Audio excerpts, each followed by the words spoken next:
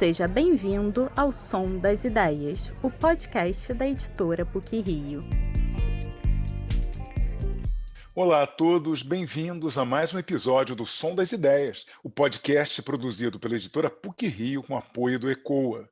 Eu sou Mauro Silveira, professor do Departamento de Comunicação da Universidade e convido a vocês a acompanharem nossa conversa sobre o livro Correspondência Mário de Andrade e Alceu Amoroso Lima, lançado em 2018 pela editora PUC-Rio, em coedição com a EDUSP. Organizado por Leandro Garcia Rodrigues, a obra reúne cartas trocadas entre o escritor paulista e o pensador católico de 1925 a 1944, pouco antes da morte de Mário. Para abordar aspectos do conteúdo dessa correspondência, recebemos o organizador do livro, Leandro Garcia Rodrigues, e seu convidado, Marcos Antônio Moraes. Leandro é graduado em Letras pela Universidade Castelo Branco e tem mestrado e doutorado em Letras e Estudos Literários pela PUC-Rio, onde também fez seu pós-doutorado. Fez ainda um segundo pós-doutorado em Teologia na Faculdade Jesuíta de Filosofia e Teologia de Belo Horizonte. É professor de Teoria da Literatura e Literatura Comparada na Faculdade de Letras da Universidade Federal de Minas Gerais e pesquisador do Museu Imperial de Petrópolis. Tem experiência na área de letras, com ênfase em teoria literária e literatura brasileira, atuando principalmente nos seguintes temas: epistolografia, crítica epistolográfica, arquivos literários, modernismo e comparatismo. Marcos Antônio Moraes é responsável pela coleção Mário de Andrade, publicada pela EDUSP. Possui graduação em Letras pela Universidade de São Paulo, onde fez mestrado e doutorado em literatura brasileira. Atualmente é pesquisador e docente do Instituto de Estudos Brasileiros da Universidade de São Paulo. Tem experiência na área de letras, com ênfase em historiografia literária brasileira, desenvolvendo pesquisas nos seguintes campos: epistolografia brasileira, memorialismo brasileiro, modernismo brasileiro, obra de Mário de Andrade, crítica genética e textual. Marcos Antônio Moraes é membro da equipe Mário de Andrade no Instituto de Estudos Brasileiros. É um prazer imenso receber vocês aqui para participar desse Som das Ideias. E sempre muito agradável a gente poder trazer ao nosso ouvinte um pouco mais desses bastidores das obras e para que eles possam também ter uma proximidade maior com quem participa delas. Então, eu gostaria de começar essa conversa com o Leandro, tá? E também com o Marcos, evidentemente, sobre todo esse processo que resultou na publicação do livro. Ótimo. Bem, primeiro é um prazer realmente muito grande voltar à PUC-Rio, ainda que seja voltar virtualmente, né, nesses tempos de pandemia, nessa loucura que a gente está vivendo, mas a PUC, a PUC do Rio eu tenho uma relação muito grande com a PUC, onde eu estudei 10 anos, né? Então, eu estudei na PUC de 2000 a 2010, então foi uma década inteira estudando desde o mestrado. Eu ainda peguei a época que o mestrado era em 3 anos, o doutorado em 5 anos, então foram realmente 10 anos estudando, pesquisando. E eu sempre costumo dizer com os meus alunos que na PUC eu aprendi a pesquisar, na PUC eu tive grandes aulas, grandes professores, as aulas com Silviano Santiago, com Luiz Costa Lima, são inesquecíveis, inesquecíveis, com professores assim que marcaram a minha vida de uma forma realmente muito, muito grande mesmo, sabe? Eu ainda tenho na minha cabeça assim, as aulas de alguns professores. Então, foi durante essas aulas que me despertaram a vontade e mesmo a curiosidade, inicialmente, por pesquisar arquivo literário. Mas, de uma forma muito específica, as aulas e os cursos da professora Marília Rotier Cardoso, do Departamento de Letras. A Marília, ela sempre teve muita desenvoltura para pesquisar na Fundação da Casa de Rui Barbosa, nos arquivos da Fundação Casa de Rui Barbosa, e nos levava alunos, né? É muito comum você carregar alunos de pós-graduação, da aula prática, né, em arquivos. É muito comum a gente, às vezes, levar grupo de alunos de graduação, até para conhecer. Mas aluno de doutorado, isso não é muito comum. E a Marília, ela tinha esse belo costume de levar nós, alunos, junto com ela, porque na época ela estava organizando uma parte do arquivo do Pedro Nava. Então, várias aulas da professora Marília foram dentro da Fundação Casa de Rui Barbosa, ajudando ela a organizar, do ponto de vista crítico, o arquivo do Pedro Nava. Então, foi nesses nessas aulas, literalmente, que me despertaram o gosto pelo arquivo literário, pela epistolografia, e de uma forma muito específica, em 2000, quando o Marcos, em São Paulo, publicou a correspondência do Mário de Andrade com Manuel Bandeira, que é o primeiro volume da coleção Correspondência Mário de Andrade, isso foi em 2000. Então, em 2001, 2002, eu estava pensando no tema da dissertação de mestrado. E aí foi durante uma aula do professor Gilberto Mendonça Teles, que depois veio a ser meu orientador de mestrado, que o Gilberto, numa aula dele, comentou assim, olha, acabou de sair em São Paulo, né? Eu não conheço o autor, não sei quem fez, não, mas acabou de sair em São Paulo um livrão que parece uma Bíblia, que é a correspondência do Mário de Andrade com Manuel Bandeira. Vocês deviam comprar isso e ler, porque eu tenho a edição da editora Simões, dos anos 50, que foi a primeira tentativa que o Manuel Bandeira fez, apenas das cartas do Mário para o Manuel Bandeira, e agora não, agora saiu os dois lados da correspondência.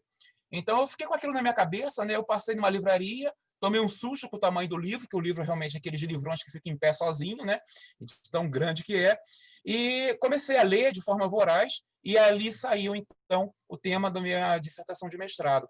Então, Mauro, eu costumo dizer o seguinte, nós, professores, em geral, somos muito marcados pelos nossos professores, né? Eu sou muito marcado, fui muito marcado pelos meus professores e pelas aulas dos meus professores. Então, eu acho que toda a minha vida de pesquisador é uma vida que surgiu na sala de aula, ou seja, não só dando aula, mas principalmente como aluno também. E aí a minha entrada nesse universo do arquivo literário, do arquivo de escritores, das cartas, foi justamente através desses professores e dessas aulas na PUC do Rio. Isso lá no iniciozinho dos anos 2000. E realmente foi a partir daí que eu decidi a fazer o meu mestrado, né, sobre Mário e Manuel Bandeira, e depois no doutorado, eu quis continuar com esse assunto ligado ao arquivo, mas aí eu tomei um susto quando eu conheci o arquivo do Alceu Moroso Lima, que fica em Petrópolis, né, minha cidade natal, minha terra, e é um dos arquivos mais significativos, na minha opinião, em termos de pensamento brasileiro,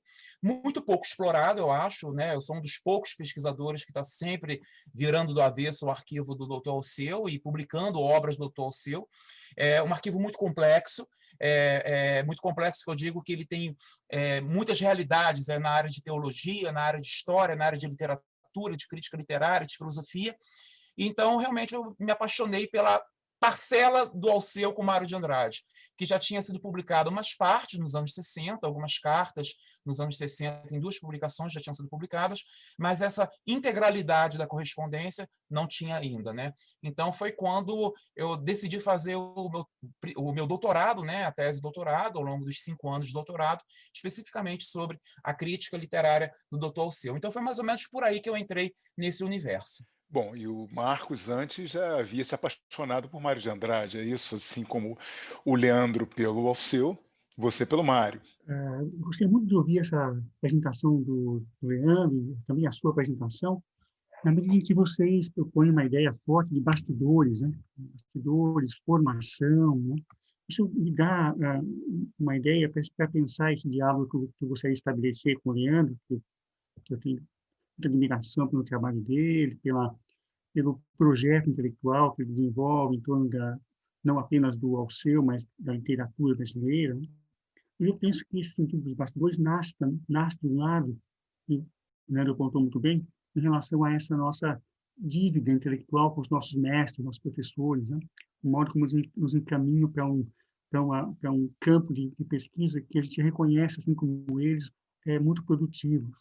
Então, assim como o Leandro também tem os meus mestres, a professora Telina Cunha Lopes, estudiosa do modernismo, do Mário de Andrade, com quem eu trabalho há 30 anos, né, desde estudante de graduação, né?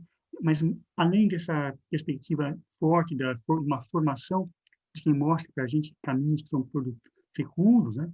Quem me mostra a possibilidade de explorar a correspondência é justamente nas aulas dessa professora, né? Mas eu penso também, em complemento a essa formação nos bastidores que nós somos, resultados, né? As conexões intelectuais. Então, eu sinto como tenho o privilégio de poder dialogar com intelectuais, pesquisadores, que ajudam a fundamentar um campo de pesquisa que é esse que o Leandro e eu estamos em um gesto muito engajado de consolidar um conhecimento, métodos de pesquisa, propósitos de trabalho, modos de edição, que é a epistolografia. Então, a minha conversa aqui, a minha participação nesse debate sobre a correspondência amável ao seu se dá a partir desse ponto, né? É o sentido mesmo de compreensão de um campo de pesquisa que vai sendo consolidado pelas pesquisas que estão sendo realizadas, de um lado, e, por outro lado, as formas de diálogo entre essa área com os estudos literários, a história. Na verdade, é um campo interdisciplinar, multidisciplinar, e que traz, portanto, uma grande riqueza em termos de contribuição para o pensamento da nossa realidade, né? Então, muito obrigado. Eu tenho algumas intervenções para fazer, certamente na fala do Leandro. Bom, a gente está falando sobre esse estudo das cartas, né? Essa epistolografia que vocês se dedicaram. O que é possível extrair de cartas trocadas, algo que hoje seria inimaginável numa época em que as pessoas tweetam, né? Eu gostaria que vocês falassem um pouquinho dessa contribuição, dessa troca de correspondências, onde as pessoas simplesmente se davam e dialogavam com o outro. Olha, o Marcos fica inteiramente à vontade, tá, para tu entrar e complementar. Eu costumo dizer, assim, a minha paixão pelo estudo de cartas, é que eles pensavam nessas cartas. No caso desses intelectuais, especialmente os intelectuais que nós pesquisamos, o Marcos pesquisa muito o Mário de Andrade, em conexão com vários outros escritores. Eu pesquiso muito o Dr. Alceu, também em conexão com vários outros escritores e intelectuais. Então, a partir da correspondência do Alceu, que eu conheço bastante, né, assim, eu conheço bem o arquivo dele, eu posso dizer que ele literalmente pensava na carta, ou seja, isso dito pela família dele, né? Atualmente só tem um filho dele vivo, mas que é o chamado Alceu Filho, né? O Alceu Filho ele sempre diz o seguinte, que o pai acordava às 5 horas da manhã, então ele dormia muito cedo e ele acordava muito cedo. Então ele levantava às 5 horas da manhã, fazia o café, tomava um café puro, sem comer nada, e ia direto para o escritório responder cartas. E aí ele respondia cartas das 5 até às 7h30 da manhã.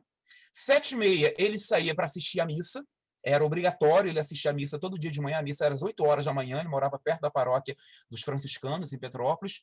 Então ele voltava da missa por volta de umas 9h30, 10 horas, voltava para o escritório para responder cartas de novo, e ia até o horário do almoço, meio-dia.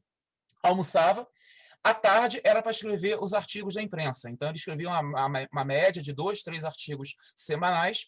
Então, é muito interessante isso, porque eu vejo nisso uma espécie de uma liturgia. Ou seja, a criatura levantava às 5 horas da manhã, tinha aquele período de 2 horas praticamente respondendo suas cartas de manhã, ia para a igreja, voltava da igreja, voltava de novo a responder cartas, almoçava, à tarde produzia as suas crônicas da imprensa, né? Distribuía pelo Brasil inteiro. Então eu vejo nisso tudo uma liturgia. Então você não só vê uma liturgia, mas um compromisso. E aí a gente percebe, por esse dado que é um dado de bastidores, conforme o Marcos colocou aí, um dado de vida, né? Do dia a dia do cara, que o ato de escrever cartas tinha uma importância e ele considerava parte da obra. Isso que eu e o Marcos, a gente sempre escreve muito nos nossos ensaios, que a epistolografia é parte da obra, ou seja, e deve ser considerado parte da obra, parte do pensamento. Então, no caso das cartas do Alceu, são cartas pensadas, são cartas para pensar, são cartas para falar do cotidiano, sim, tem muita coisa do cotidiano, muita coisa comezinha, sabe? Às vezes tem sim. Por exemplo, as cartas dele com a filha, ele tem um conjunto epistolar com a filha dele, que foi freira, que foi religiosa, são mais de 3.000 cartas, né? Isso tem sendo publicado pelo Instituto Moreira Salles, mas já chegamos mais ou menos a uma quantidade de 1.800 cartas publicadas, ainda tem mais um pouco, que são quase 3.000 cartas que ele escreveu com a filha ao longo de 30 anos, né? Uma correspondência diária. Então, tem essa coisa do diário, sim, tem. Mas, no caso com intelectuais, com escritores, que é o que me interessa mais, ele literalmente pensava a obra, pensava a literatura brasileira, pensava a indústria editorial brasileira, mas principalmente pensava a obra do outro, né? Porque, como crítico literário, ele usava muitas cartas para analisar. Então, assim, o Mauro, nessa época que a gente tuita e passa o WhatsApp, né, e que é pior, às vezes a gente nem mais escreve, manda carinhos, né, manda emojis, né, e aí um emoji substitui uma raiva, uma alegria, seja lá o que for. Não, a gente vê cartas, no caso do Alceu, que eu entendo melhor e conheço melhor, de 10 páginas, de 12 páginas, de 16 páginas. Então, é quase que um ensaio, né? Então, assim, era realmente um compromisso litúrgico, né? Entendendo a proporção dessa ideia de liturgia, mas um compromisso litúrgico com o pensamento, acima de tudo com o pensamento. E ele realmente se esvaiu em termos de pensamento na sua correspondência, só de pensar que o arquivo dele em Petrópolis, o arquivo passivo, né, que é a chamada correspondência passiva, que ele recebeu ao longo da vida, são 32.450 cartas. Então, um arquivo com 32.450, na verdade, 32.452 cartas, que é o arquivo dele em Petrópolis. É muita coisa, né? Então, tudo bem que ele morreu bem idoso, bem velhinho, com 90 anos, deu tempo, ao contrário do Mário de Andrade, que morreu muito novo, mas, ainda assim, você ter recebido 32.452 cartas é uma obra, na minha opinião. Então, assim, é isso que na minha cabeça fica, desperta e corrobora a minha paixão pela correspondência e pelo estudo de correspondência. Marcos, o Leandro acabou de se referir ao compromisso litúrgico do Dr. Alceu em relação às suas cartas, em relação à sua rotina. E o Mário de Andrade, ele tinha esse compromisso litúrgico ou era mais solto? Talvez nós pudéssemos modificar a palavra, quer dizer, que é muito adequada no caso do Alceu, e no caso do Mário, transformar em projeto, em torno de uma epistolografia, né? Eu penso, sobretudo em relação a esses traços que caracterizam essa experiência tão visceral, né? De fato, é uma obra involuntária que ele produz ao longo do tempo, né? Uma obra que ele vai dando os contornos para pensar algumas realidades. Por exemplo, eu penso essa correspondência do Mário de Andrade, e ela se realiza em face dos grandes intelectuais brasileiros, né? O Manuel Bandeira, o Alceu, a Tarsila, a Anitta, ela se realiza com o Portinari, quer dizer, pessoas de várias áreas, ela se realiza como um compromisso dentro de um projeto intelectual. Ou seja, esse engajamento se dá em grande medida para se pensar, por exemplo, a difusão de um ideário estético ou de um posicionamento político, no sentido de ideológico, né? Isso faz parte disso. Quer dizer, uma correspondência que mobiliza ideias, pensamentos, assim como no caso do Alceu, e por isso que se encontraram lá um tensionamento tão bonito, né? De negociação, ideias que nem sempre estão na mesma direção. Da mesma forma que eu vejo esse projeto, isso é um trabalho que eu desenvolvi em algum momento nos estudos, que é um projeto pedagógico, na medida em que ele se compromete com essa formação de jovens escritores, intelectuais, quase no esforço de um processo de maiêutica, né?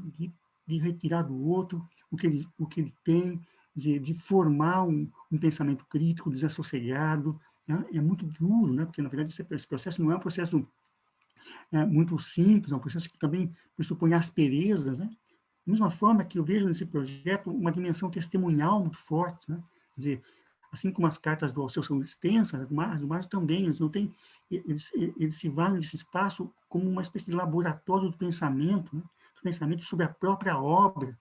Quando nós vemos a correspondência Mário-Alceu, está lá delineado a história do Macunaíma, a história dos poemas que estão em Remate de Mares, a história da produção, quer dizer, da gênese, da transformação e da crítica de alguns poemas e romances. Nós estamos percebendo aí que essa dimensão testemunhal, ela constitui um grande painel em que o intelectual pensa a própria obra, né? Quer dizer, pensa em contato, porque, na realidade, esse pensamento não é um pensamento solipsista, né? É um pensamento que conta com esse olhar do outro. Nesse caso, com o Alceu, e aí o Jânio mostrou muito bem, né? Se dá sempre em termos de enfrentamento, né? de compreensão e de incompreensões. E, por último, né, nesse projeto, talvez não menos importante, né, eu vejo esse aspecto da experiência da subjetividade, né? Quer dizer, como se constrói enquanto sujeito, como se constrói enquanto uma biografia em processo, né? Quer dizer, as encenações todas, as figurações que são contraditórias muitas vezes, e por último, quer dizer, não vejo nesse caso como uma liturgia, mas talvez uma liturgia laica aí, forte, né? Esse projeto que se dá como o gosto da escrita, né? Aquilo que se dá como o que propicia essa construção, uma consolidação das experiências afetivas, também traz esse desejo, esse gosto, esse prazer escritural, né? Quer dizer, aquilo que a gente chama de epistolomania, de gigantismo epistolar, as cartas de 60 páginas, quer dizer, significa sempre um esforço mesmo de vivenciar esse espaço que é um espaço muito pródigo, na medida em que acolhe todas essas dimensões intelectuais, pedagógicas, testemunhais, e também lúdicas do prazer. Então, eu vejo como um projeto, e, portanto, as duas figuras são tão importantes aí, porque os dois estabelecem uma relação forte, né, da carta como uma obra de fato involuntária, né, porque o Mário, eu não sei exatamente se o Alceu guardava cópias, mas o Mário não guardava cópia das cartas. Então, elas vivenciavam uma deriva, né? Quer dizer, o que poderia restar, o que poderia ficar. É muito pródigo, né, para esses intelectuais vivenciar essa experiência da perda, da dispersão, dessa imagem que vai se espalhando no campo intelectual. Então, eu coloco do lado dessa percepção litúrgica, muito fina, enquanto percepção que o Leandro mostra, a ideia de projeto intelectual que, enfim, os dois termos traduzem talvez o mesmo esforço de constituição de um pensamento crítico no campo intelectual brasileiro. Essa correspondência começou na Primeira República, né? República Velha, como os historiadores se referiam, em outras épocas. Ela passou pela Revolução de 30 e chegou ao Estado Novo.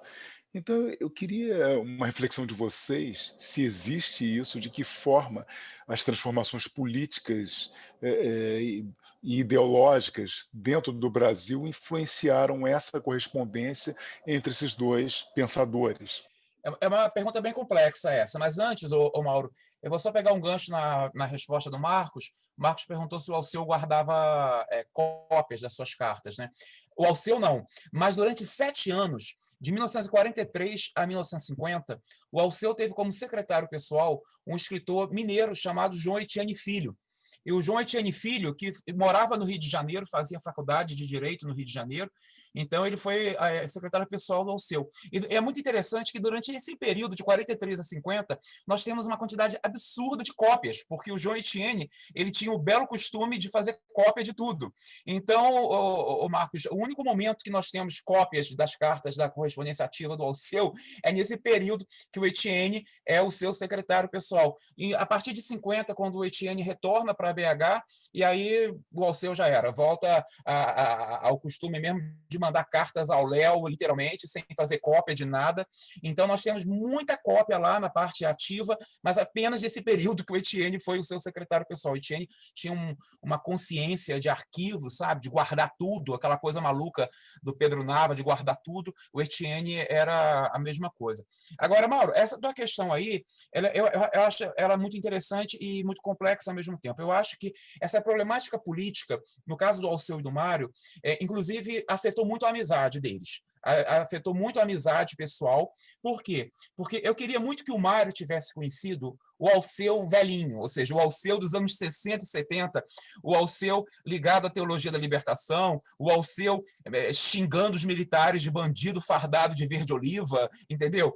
O Alceu brigando na imprensa, né, defendendo preso político, defendendo Frei Beto, por exemplo, defendendo os dominicanos presos. Esse Alceu que eu queria que o Mário tivesse conhecido, mas infelizmente o Mário conheceu o Alceu dos anos 20, 30 e 40, início dos anos 40, que é esse que eu chamo de um primeiro Alceu, um Alceu muito marcado por um catolicismo extremamente conservador, reacionário, até dizer chega, né, ultramontano, E esse primeiro Alceu, vou chamar assim, vou criar essa nomenclatura, é um Alceu realmente muito ligado à ultradireita, à direita ou à ultradireita do ponto de vista político. Só para você ter um pequeno exemplo do que eu estou falando, em 1938, quando se arrefece a questão do Estado Novo, né, do golpe do Vargas, é celebrada uma missa em ação de graças no Aterro do Flamengo, que ainda não existia o Aterro do Flamengo, mas no espaço ali onde é o Aterro do Flamengo, a Arquidiocese do Rio, o cardeal arcebispo do Rio, celebra uma missa em ação de graças pelo Estado Novo, olha só. E foi justamente esse Estado Novo, especialmente a partir de 38, que atingiu em cheio o coração do Mário de Andrade, eu acho, na minha opinião, por conta mesmo dos vários problemas que o Mário teve em relação ao Estado Novo, especialmente quando o Mário estava à frente do Departamento de Cultura de São Paulo, né? Ele é exonerado, é destituído, inclusive difamado por alguns políticos na época, e isso afeta o Mário de uma forma tão absurda do ponto de vista dele, né, da pessoa dele. E o Alceu, ele ideologicamente, ele concordava com isso tudo, concordava com essa questão do Estado Novo, né? À toa que em 1939, o Alceu era reitor da UDF, a Universidade do Distrito Federal, no Rio de Janeiro, que foi um projeto do Anísio Teixeira, um projeto assim espetacular do ponto de vista pedagógico, de educação, de uma liberdade muito grande. O Mário, numa das cartas ao Capanema, ao ministro Capanema, o Mário fala que a Universidade do Distrito Federal era o principal espaço de liberdade intelectual, de liberdade acadêmica do Brasil, né? E essa universidade, ela ficou na mira dos ultraconservadores, né, por conta justamente do corpo docente, acima de tudo, e pelo realmente um altíssimo grau de liberdade que se tinha. Não é à toa que o Capanema, convencido pelo Alceu e por outras figuras, né, da ultradireita católica da época, acaba com a UDF, ou seja, o Capanema, né, em 39, o Alceu era reitor da UDF, extingue de uma hora para outra a universidade, a UDF, e transfere, olha que doideira, transfere alunos e professores para a então Universidade do Brasil, que hoje é a UFRJ, mas muito professor foi exonerado de vez, foi destituído do cargo, ou seja, alguns ainda conseguiram a transferência, mas outros foram exonerados mesmo assim de uma forma brutal. E não é à toa que o mundo intelectual da época cai de pau em cima do Alceu e o Mário passa anos e anos, inclusive, sem se corresponder, passa na correspondência, quem conhece a correspondência sabe que tem 6 anos, né, de buraco, né, que não tem troca de cartas durante 6 anos, que justamente coincide com esse período de 37 até 33, até 43, mais ou menos, que eles retornam em 43, e aí vai até 45 quando o Mário morre. Então, eu acho, na minha opinião, do ponto de vista político, o Estado Novo, apoiado pelo Dr. Alceu no primeiro momento, né, e atingiu o Mário no coração, na minha opinião, com o apoio do Alceu e do grupo católico que estava no governo na época, estava nas instituições federais e de cultura. Mas é interessante que quando eu falo isso, o Alceu mudou muito. E quando, para mim, o melhor livro do Alceu, a coisa mais espetacular dele, é um livro que se chama Memórias Improvisadas, que é um livro que a editora Vozes publicou em 73, quando o Alceu completou 80 anos. E esse livro é o livro que é assim, é uma avaliação que ele faz da vida dele. E ele se penitencia, se autopenitencia nesse livro em 73, 1973. E ele fala o quanto que ele errou, o quanto que ele foi cruel e o quanto que ele foi idiota. Ele usa esse termo, né, interagido dessa forma lá nos anos 30, nos anos 40, por conta da questão da política do Estado Novo. Então, assim, eu acho que houve realmente uma interferência muito grande nesse sentido, negativa até, na minha opinião, sabe? Que, inclusive, não só abalou muito a amizade dos dois, mas contribuiu para o Mário voltar nessa correspondência em 43 com uma raiva do Alceu, assim, uma raiva que eu digo, tem umas cartas quase arrancando o couro do Alceu, literalmente, são cartas que só faltam sair sangue, né? Umas cartas até um tanto violentas, assim, tem uma carta de 43 violentíssima do Mário para o Alceu, mas, assim, eu acho que é violentíssimo no sentido, né, da amargura do Mário, né? Uma amargura muito grande, mas eu acho que, ainda assim, para mim, é uma questão apaixonante. Eu sou suspeito em dizer que eu acho que a beleza da correspondência está justamente aí, né? Acompanhar esses diferentes momentos da vida dos correspondentes, né? E Marcos, como é que ficou essa questão política dentro daquilo que você pesquisou? O Leandro apontou muito bem essa questão que é central nessa correspondência, que é uma espécie de espectro político que ronda esse diálogo. Na verdade, nós podemos imaginar que essa correspondência é muito singular, muito densa e intensa, ela resulta em conexões, né? As conexões são complexas, na medida que ela reúne conexões estéticas, nas discussões que são travadas sobre os livros todos, né, do Mário, e do Alceu, uma dimensão política e religiosa. Imagina uma correspondência que traz esses três elementos pulsando, quer dizer, não dá para separar essas questões em partes, mas estão lá interconectadas. Quando o Mário vai mencionar, por exemplo, a construção de um livro que ele estava finalizando, o Remate de Mares, em 30, né? Ele vai associar a essa escrita, a essa poesia, a vagos apelos, reflexos, espelhos de ideias, de tendências sociais.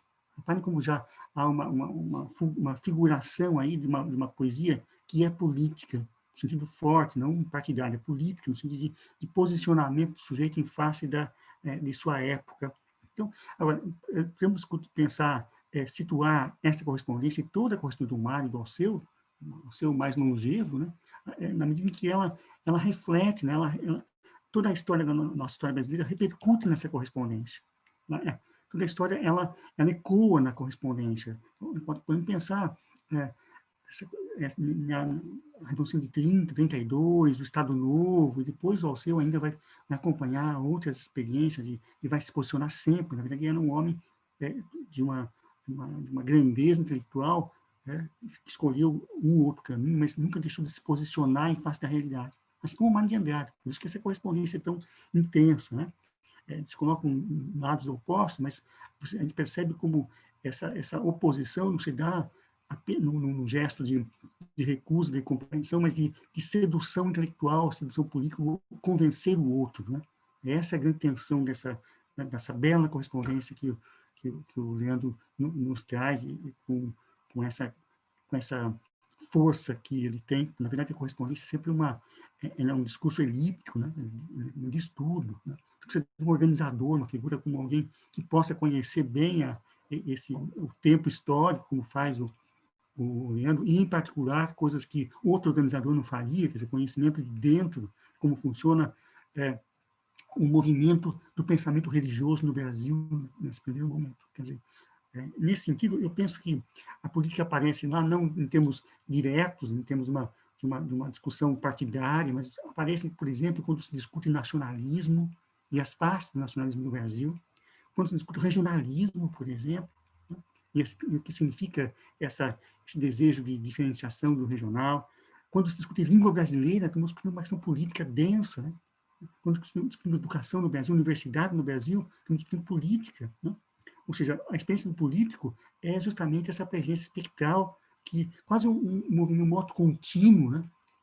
que faz com que essa correspondência avance, se detém em certos momentos e avance novamente, porque, na verdade, é um esforço de constituir a percepção do intelectual como aquele homem que participa do seu tempo, que contribui para se pensar criticamente o seu tempo. Então, eu acho que a dimensão política ela é central nessa correspondência, embora eu não possa dizer que ela defenda posições partidárias, não é isso, né? Então, ela é inteiramente política, no sentido forte da palavra. É a minha percepção desse diálogo tão intenso.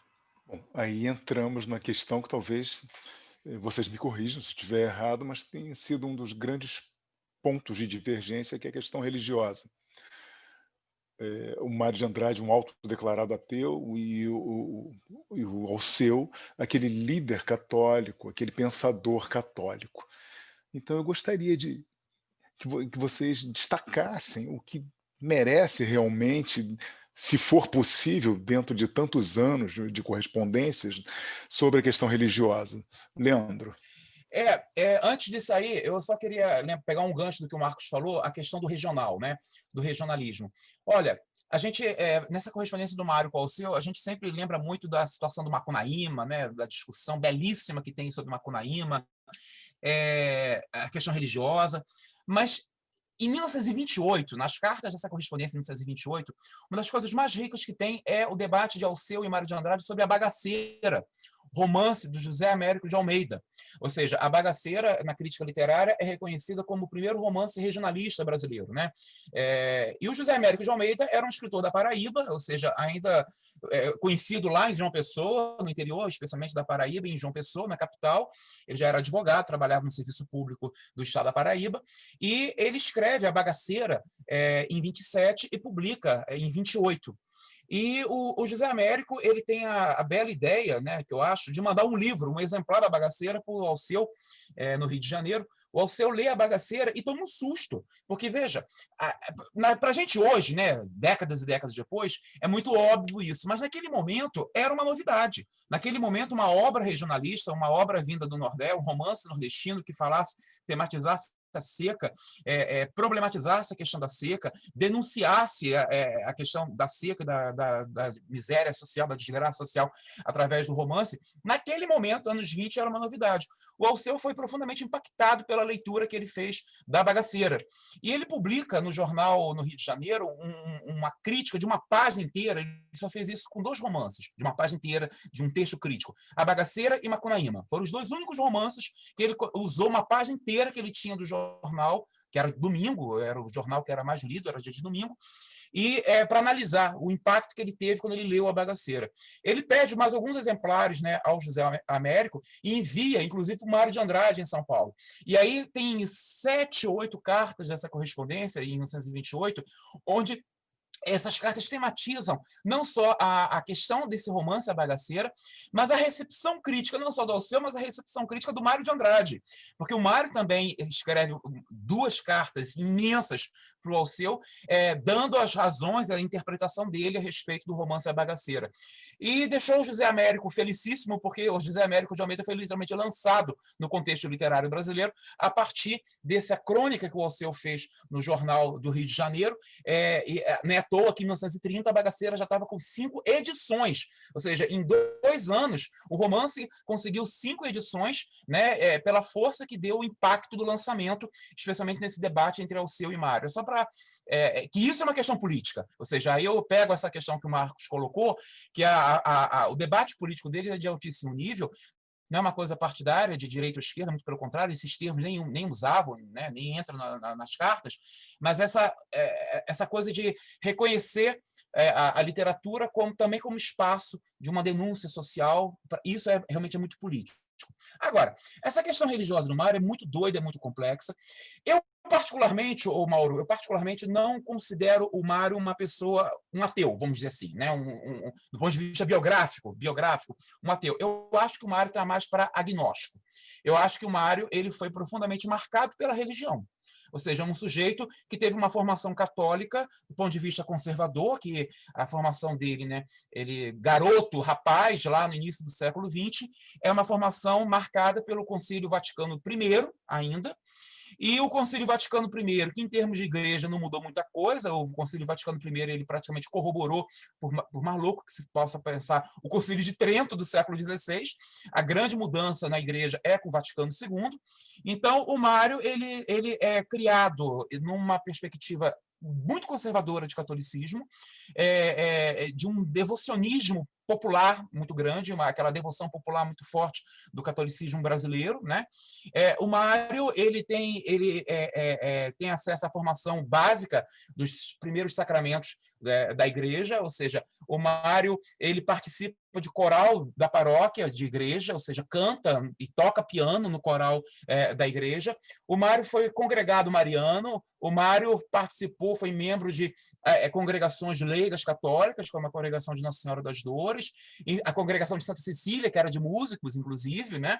O Mário estudou um tempo muito pequeno no Mosteiro de São Bento, de São Paulo, ou seja, teve uma formação com os beneditinos, passou pouco tempo lá estudando, mas estudou no Mosteiro de São Bento, se não me engano, fez, depois o Marcos me corrija, 1 ano apenas, ou 2 anos de filosofia, mas passou pelo Colégio de São Bento, pelo Mosteiro de São Bento, enfim. É uma criatura que tem um conhecimento grande, inclusive, do ponto de vista religioso. O Mário muda muito, né? Muda muito, conforme é normal mudar. E eu acho que, na minha opinião, aí é uma questão minha, né? É uma tese que eu defendo. O que abala o Mário é o envolvimento político da igreja e a opção da igreja pela política ligado a o que seria, o que hoje a gente chama de direita, vamos dizer assim, né? Na época, nem sei se o termo era esse, mas a igreja apoiou o Estado Novo varguista de cabo a rabo. A igreja apoiou, não só apoiou, mas apoiou de forma explícita e escancarada, inclusive escrevendo documentos, né, de apoio. Nós temos isso, sabemos disso, né? Lembro aqui a missa em ação de graças, onde hoje é o aterro do Flamengo, pelo cardeal Leme, quando do golpe definitivo em 38. Né? Então, o Mário, ele é muito abalado por isso, e ele é muito abalado por essa coisa maluca que voltou à tona hoje no Brasil, infelizmente, dessa coisa de comunismo, né? Ou seja, a gente não pode mais falar em justiça social hoje em dia, que a gente é taxado de comunista. Esse desequilíbrio mental voltou à tona, que já tínhamos naquele momento. Ou seja, você não pode se sindicalizar, porque sindicato é coisa de comunista. Você não pode buscar melhores condições de vida, porque melhores condições de vida é discurso de comunista. Então, o Mário, ele é um profundo crítico disso daí, porque ele tem uma sensibilidade social muito grande. Então, eu acho que isso tudo foi abalando, foi minando a concepção religiosa dele, e aí é uma coisa que a correspondência dele com o Alceu deixa muito claro. O Mário não desacredita em Deus, por isso que eu acho que ele não é ateu, né? Ele é uma pessoa que tem uma relação complicada com a instituição igreja. Ele desacredita da igreja, ele desacredita da instituição. Eu acho mesmo que ele mata mesmo, ele tenta matar a instituição, mas ele não mata Deus, ou seja, o sentimento religioso dele é muito forte, e isso nós vemos não só na obra ficcional dele, mas elementos, né, que nós temos de catolicismo popular na obra ficcional dele, mas na correspondência dele não só com o Alceu, como também com outros, inclusive com o Murilo Miranda. Tem uma bela carta dele com o seu amigo carioca, o Murilo Miranda, onde ele fala claramente, né, ou seja, que o problema dele era com a instituição. E eu acho que aí a briga dele mais com o Alceu no final da correspondência, de 43, 44, é muito em função disso. Porque na cabeça do Mário, eu acho, e ele não estava errado, na minha opinião, o Alceu encarnava essa instituição. O Alceu encarnava essa ideia de instituição conservadora que estava envolvida, inclusive, na extinção da UDF, da Universidade do Distrito Federal, que era, segundo os conservadores da época, entre aspas, um ninho infestado de comunistas. Ou seja, isso daí é um termo, uma expressão maluca que a imprensa conservadora na época espalhou, que a UDF era um ninho infestado de comunistas, então ela tinha que ser extinta. É isso que o Mário não aceitava, e eu acho que estava certíssimo, concordo plenamente com ele, até compactuo hoje em dia com ele. Então eu acho, o Mauro, o Marcos pode complementar a minha ideia, o problema do Mário de Andrade não era com Deus, não era com a fé, era com a instituição, era com a igreja. Ou seja, por isso que eu queria que o Mário tivesse conhecido a igreja das SEBs, da comunidade eclesial de base, a igreja dos círculos bíblicos, a igreja de Dom Helder Câmara, a igreja de Dom Paulo Evaristo Arces, de Dom Pedro Casaldáliga. Eu queria que o Mário tivesse conhecido essa igreja, que aí certamente ele ia se reconciliar com ela, vamos dizer assim. Marcos?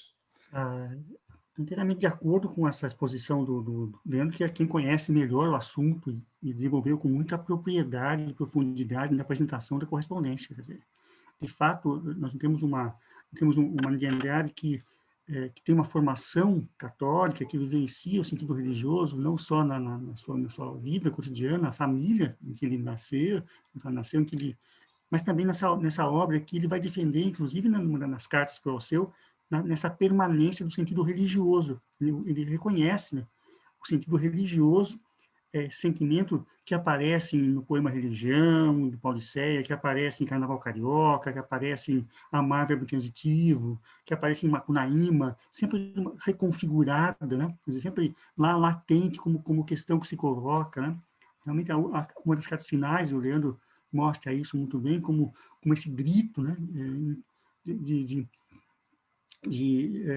desespero desse intelectual, né, que está dilacerado em face de uma realidade que tira dele, inclusive, essa possibilidade da transcendência.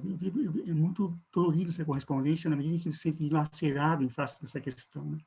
Então, eu acho que é um tema central, não só na correspondência, que é um tensionamento que vai se desdobrando, aparecendo e desaparecendo ao longo dos anos, mas também é um fio, né, que perdura nessa obra. Então, de fato, concordo com o Leandro com essa exposição dessa imagem, né, que ele deixa na correspondência, que é sempre posicionada, né? Ele vai dizer, bom, porque eu estou em face desse católico, me coloco no outro lado para tensionar a conversa, né? Quer dizer, há também uma postura uma postura em face desse outro, né? Então, isso tudo está lá sendo construído a partir de uma formação que ele não vai perder, né? Essa formação,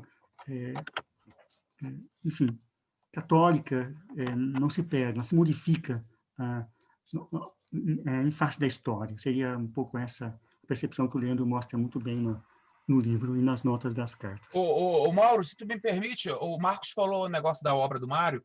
Tem um poema do Mário que é uma das coisas mais espetaculares, chamado Carnaval Carioca, né? E esse poema Carnaval Carioca, existe uma biografia desse poema nas cartas, na minha opinião, a biografia do poema nas cartas do Mário com Manuel Bandeira, que o Marcos organizou e publicou, que é o primeiro número da nossa coleção, né? Então, lá numa dessas cartas do Mário para o Bandeira, o Mário explica um pouco da gênese desse poema Carnaval Carioca. O Mário estava no Rio de Janeiro, no Carnaval, se não me engano, em 1924, eu acho que foi, né, Marcos, de 1924, e aí ele escreve para o Bandeira exatamente assim, que ele viu uma mulata, o termo que ele usa na época, né, uma negra, não sei se negra ou uma mulata, enfim, uma dançarina, dançando o carnaval, pulando o carnaval, e ele fala uma frase para o Bandeira que eu acho espetacular. Ela dançava com religião. Ou seja, ele usa esse termo na carta para Bandeira. Ela dançava com religião. O Mário, eu acho que ele adianta, do ponto de vista teológico, embora, obviamente, não era teólogo, mas ele adianta uma questão muito pertinente hoje na teologia. Ou seja, que é a vivência dessa ideia de religião, não apenas do ponto de vista de você frequentar a igreja, ou seja, do ponto de vista de você ter, né, uma frequência religiosa, uma frequência de um culto, seja ela qual for. Não, a religião como algo que domina o interior da pessoa. E quando o Mário fala que a moça dançava o samba com religião, é que ela dançava como um todo. Ou seja, para o Mário, a ideia de religião é uma ideia de totalidade. E essa dicotomia maluca entre corpo e espírito, entre corporalidade e espiritualidade, o Mário ele já não aceita mais isso. Ou seja, para ele, a ideia de religião é aquilo que você vive com o corpo, com a alma, com o espírito, com o coração, com o físico, vamos dizer assim. E isso é uma questão muito cara à teologia atual. Ou seja, especialmente a teologia do corpo, hoje em dia, no universo da teologia, quando se trabalha com o corpo, eu ajudei a organizar em 2018, na Faculdade dos Jesuítas em BH, na FAGE, um congresso espetacular que se chamava Teologia e Corporalidade, ou seja, a importância do corpo para se pensar o espírito, a importância do corpo como encarnação do divino, do sagrado. E o Mário, eu acho que adianta muito isso, ou seja, ele adianta muito essas questões, na minha opinião, e ele fala, essa frase dele é espetacular, ela dançava com religião. Então, é essa perspectiva de religião que o Mário ficou e cultivou, e eu acho que ele cultiva até o final da vida. Agora, é uma perspectiva muito atual, na minha opinião, um debate de hoje da teologia. E isso, você falar isso nos anos 20, você era um herege, né? Ou seja, você era considerado, né, um herege, literalmente. Então, eu acho que o Mário ele se afastou muito da religião do ponto de vista institucional. Por isso, eu acho, sabe? Eu acho que ele caminhava na perspectiva e do ponto de vista institucional a igreja caminhava em outro completamente diferente. E essa outra perspectiva da igreja, naquele momento, o Alceu corporificava muito isso, sabe? Ou seja, eu acho que ele caía como luva. Então, eu acho que isso é uma questão muito importante para se colocar nessa questão religiosa do Mário, né? O Mário, ele tem uma visão muito mais ampla de religião, que hoje em dia está tão em voga no discurso da teologia, mas naquela época não, em hipótese alguma. Hipótese alguma. Poderia acrescentar uma ideia que seria forte também nessa perspectiva da religião, né? Na medida que a religião sempre vista como religar, né? Ligar-se com a transcendência, mas eu vejo, por exemplo, no Mário de Andrade também um esforço nos anos 20, sobretudo, dentro de um projeto nacionalista crítico, de uma ligação do sujeito com a própria raiz histórica, né? com a sua própria identidade. Então, a religião seria um ligar-se a um solo mais fecundo, de uma história que é tensionada pelas contradições, pelas violências, ou seja, uma história completa, né, do qual não se camoteia nada. Então, ligar-se a essa história também tem um sentido laico para essa religião, ele empresta a palavra religião para pensar outras coisas. Então, de fato, há uma modificação semântica da palavra, tanto na biografia do Mário, quanto nas cartas que traduzem esses momentos biográficos, né? De fato, é um assunto muito rico e renderia muitos desdobramentos críticos, e acho que é um tema para se desenvolver ainda. Daquilo que o Fernando já fez, que foi, de fato, estabelecer um ponto de partida seguro, a partir do qual nós podemos traçar debates mais consistentes. Ô Marcos, o que você falou aí, foi até bom tu lembrar isso. É o que é uma das áreas da teologia que é a chamada antropologia teológica. Ou seja, eu acho que o Mário, de uma certa maneira, é óbvio que ele não tinha isso em mente, mas ele já adianta todo um debate sobre antropologia teológica. Ou seja, essa ideia da nossa formação enquanto sujeito histórico, físico, mas atravessado pelo sagrado, pela transcendência. Ou seja, isso é uma das áreas, né, uma das disciplinas, inclusive, da Faculdade de Teologia, é justamente essa, antropologia teológica. Eu acho que o Mário faz isso. Eu acho, inclusive, que o Mário poderia ser estudado na teologia nesse filtro, nessa perspectiva da antropologia teológica, na minha opinião. Agora, infelizmente, vocês viram quanto rendeu essa conversa e o tempo voou. É uma pena, mas dentro do nosso formato é um tempo que a gente tem que respeitar. Embora eu tenho certeza que o nosso ouvinte não vai perceber essa passagem de tempo diante de uma conversa tão interessante e de tanta contribuição que vocês trouxeram para esse nosso debate, dando som a essas ideias.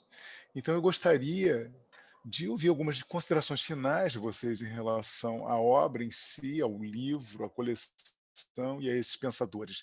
Leandro. Olha, eu gostaria só de frisar o seguinte, a gente vive numa época muito violenta, né? Eu acho que a gente está vivendo uma violência muito grande em todos os sentidos, uma violência política, uma violência linguística, uma violência de todas as formas, todas as linguagens de violência.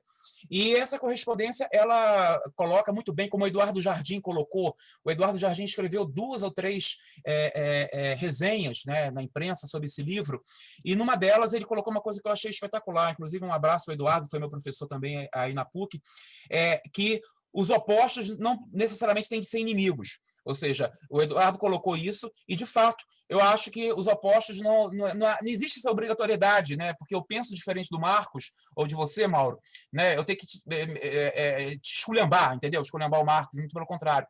Porque percebe-se claramente 2 cabeças muito diferentes nessa correspondência, especialmente no final dela, 2 mundos ideológicos completamente diferentes, mas de um respeito absurdo um pelo outro, né? Ou seja, o Mário escreve numa das cartas para o Drummond que Tristão, o Mário chamava você sempre de Tristão. O Tristão é necessário. Ou seja, então, por mais que ele reconhecesse o Alceu numa outra perspectiva de cabeça, de vida, de mundo, mas ele fala, ele é necessário. Então, há um respeito cruel, imenso, entre ambos. E o Alceu, até morrer, o Alceu está escrevendo na imprensa sobre Mário de Andrade. Cada ano que tinha, né, um aniversário de morte do Mário de Andrade, o Alceu está na imprensa relembrando que o Mário hoje teria feito tantos anos de vida, tantos anos de falecido. Então, eu acho que isso que ficou para mim nessa correspondência, ou seja, os opostos não são inimigos, há um diálogo, é possível fazer um diálogo, é possível, acima de tudo, construir um pensamento a partir da diferença. Eu acho que essa é a grande questão dessa correspondência. É possível estabelecer um pensamento a partir da diferença. Marcos, suas considerações também. Ao mesmo tempo que essa correspondência é paradigmática e que pode ensinar muito para o nosso tempo, né, eu imagino que essa coleção que nós levamos adiante no IEB, com a EDUSP, ela tem um propósito também de construir um campo de estudos, né, muito sólido, ou seja, o compromisso desses intelectuais que organizam as cartas é trazer textos fidedignos, que são legíveis, com as notas. Então, eu sinto também que, assim como esse diálogo, a condição de correspondência contribui para a formação de intelectuais, né? Então, o meu trabalho ao lado da professora Teleira, da professora Tatiana Longo Figueiredo, também quer dialogar com o presente. Esse é o sentido forte da nossa coleção, que teve o privilégio de contar com o Leandro e o Alceu. O Mauro, eu fico muito agradecido à editora da PUC do Rio, que, junto com a EDUSP, ou seja, as duas encararam essa missão, né, de trazer esse livro ao público. Ressaltar, né, a importância das nossas editoras universitárias, a editora da PUC Rio, a editora da USP, a EDUSP, numa época que está tão complicado para o mercado editorial, assim, ressaltar mesmo né, que elas estão não só sobrevivendo, mas lutando e brigando para sobreviver. Então, tanto a equipe da EDUSP lá em São Paulo, quanto a equipe da PUC, foram assim, espetaculares. Assim, eu gostaria realmente muito de agradecer, porque eu tive muito contato com os dois lados, né, por conta da produção do livro. Então, eu quero realmente deixar registrado um agradecimento muito grande à EDUSP e à editora da PUC Rio por essa iniciativa. E a editora PUC agradece a participação do Leandro Garcia Rodrigues, organizador do livro Correspondência, Mário de Andrade, ao seu Moroso Lima, editado pela própria editora, com coedição da EDUSP. Agradecemos também a participação do Marcos Antônio Moraes, e por ter trazido tantas contribuições, por ter acrescentado tanto ao nosso debate. E eu gostaria de convidar vocês para uma próxima edição do Som das Ideias. Até lá! Esse foi mais um episódio do Som das Ideias, o podcast da editora PUC Rio.